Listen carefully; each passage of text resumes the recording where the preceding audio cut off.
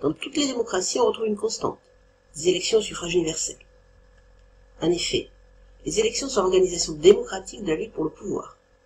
Pour que cette organisation soit réellement démocratique, les élections doivent s'effectuer au suffrage universel.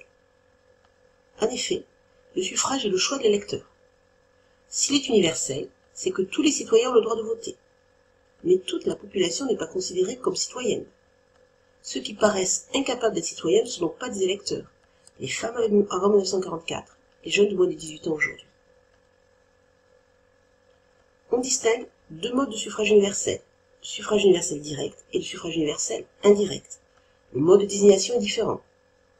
Dans le suffrage universel direct, les citoyens choisissent directement leurs élus. Alors, dans le suffrage universel indirect, les citoyens élisent des représentants qui choisissent alors, au nom du peuple, d'autres élus.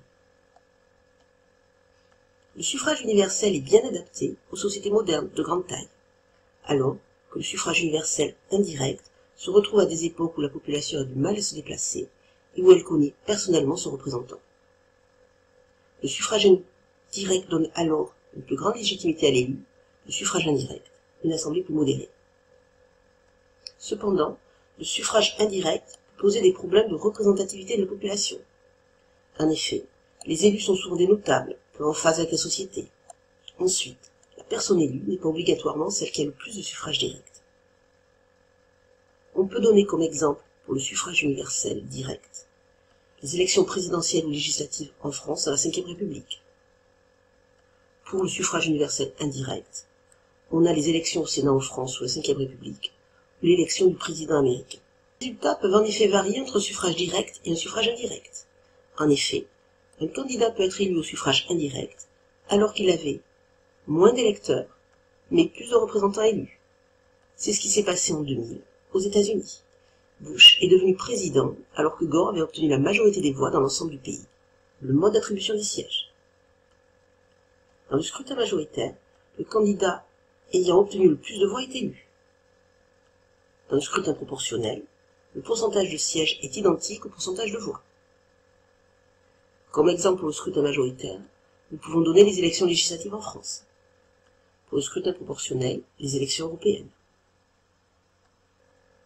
Le mode d'attribution des sièges influence aussi les résultats.